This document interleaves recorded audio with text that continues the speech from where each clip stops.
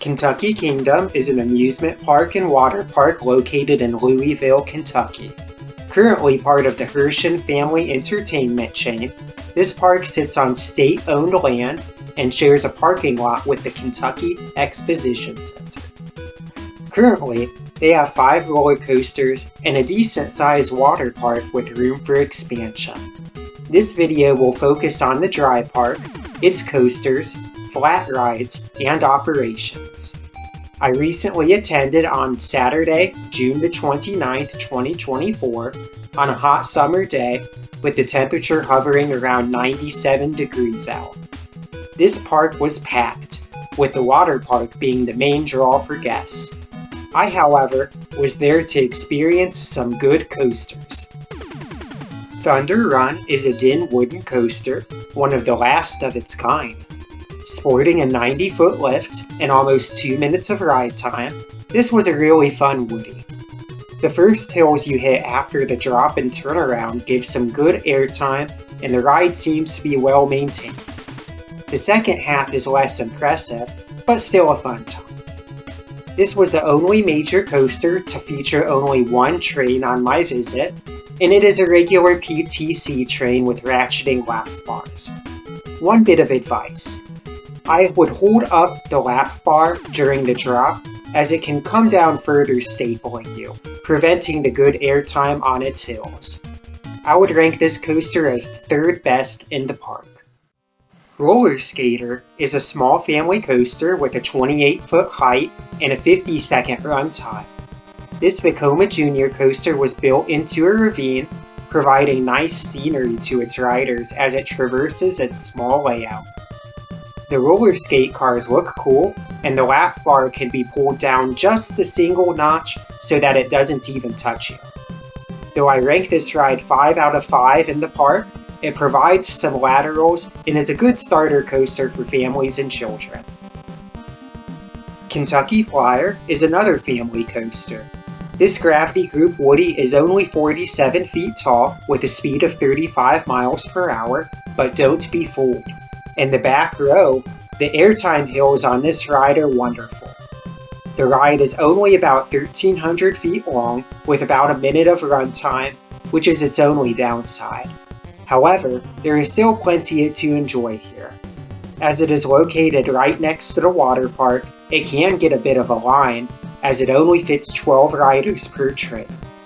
They were running 2 trains though, and the ops here were the fastest I experienced in the park. I would rank this as number 4 in the park, but only because of how short the ride is. I can see plenty of people putting it as number 3 over Thunder Run. Lightning Run is the second best ride in the park. With a 100-foot drop and 2,500 feet of track, this coaster is loaded with ejector airtime. There is also this weird low-to-the-ground S-curve that throws you some cool laterals. Its finale feels like a mini Magnum, and quite frankly, I can't get enough of it. Being towards the front of the park, it can attract a decent line, but they were running 2 trains when I went. I don't care for the lap bar, as the park's stated policy is to staple you on this ride. Despite that, I feel more parks could use a small-scale thrill like this. Lightning Run was the first Chance Hyper GTX coaster to hit the market, with the next one going to Mattel Adventure Park in Arizona with a Hot Wheels theme. My favorite ride at Kentucky Kingdom is Storm Chaser. This 100-foot tall coaster is an RMC conversion of one side of their old Twisted Sisters racing Woody. Normally, I would be a bit irritated about a racing wooden coaster being replaced with a ride featuring much less capacity, but this really was an excellent addition. Featuring a barrel roll drop, a 0G roll, and airtime galore, this ride is more varied than Lightning Run, but features just as good of ejector airtime. It really yonks you on some of the bigger hills, and we have another great finale of airtime here. The only downside to the ride is that I experienced downtime on my visit, for a good 2 hours at that. I would hit this up first thing upon entering the park for this reason. Kentucky Kingdom also has a few notable flat rides that I would highly recommend riding. They have a Larson drop tower, and though these are smaller than other drop towers, they are very intense. They slowly take you up to the top and then suddenly detach, dropping you down to the ground. They also have a Zamperla Endeavor, which I didn't get to ride due to that famous Zamperla downtime. It literally broke down while I was sitting in the seat waiting for it to dispatch.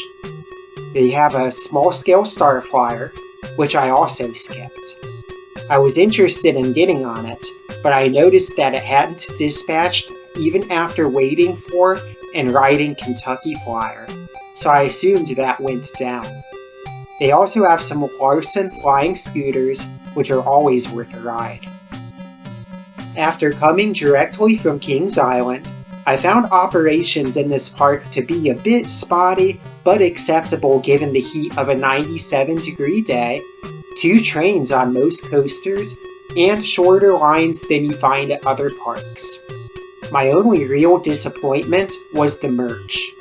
I was hoping to get a Lightning Run or Storm Chaser shirt, and unfortunately, they only had a Lightning Run shirt in a size that didn't fit me. That is a lost sale, so the park should really stock up on these. I am, however, extremely satisfied for the value you get with a season pass to this park.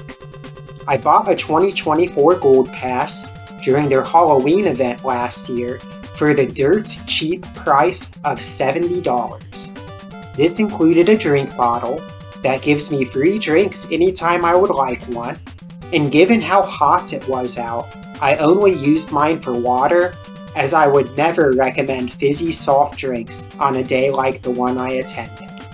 Parking is of course free for pass holders too.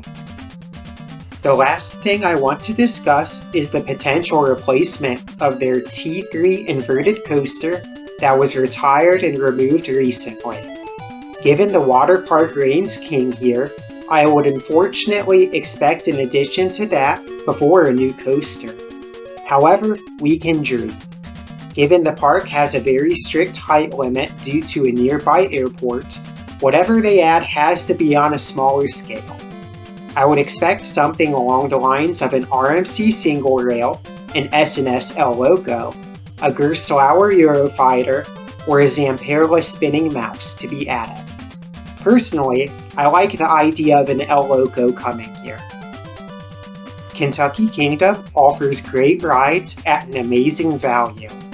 I can't recommend enough that you get a pass and start coming here more. Compared to the price you pay to get into other parks, the $70 price tag I paid for a pass and a drink bottle with free refills is unbeatable in this industry for the experience this park provides. Thank you again for watching the Coaster Serpent, and have a great rest of your day.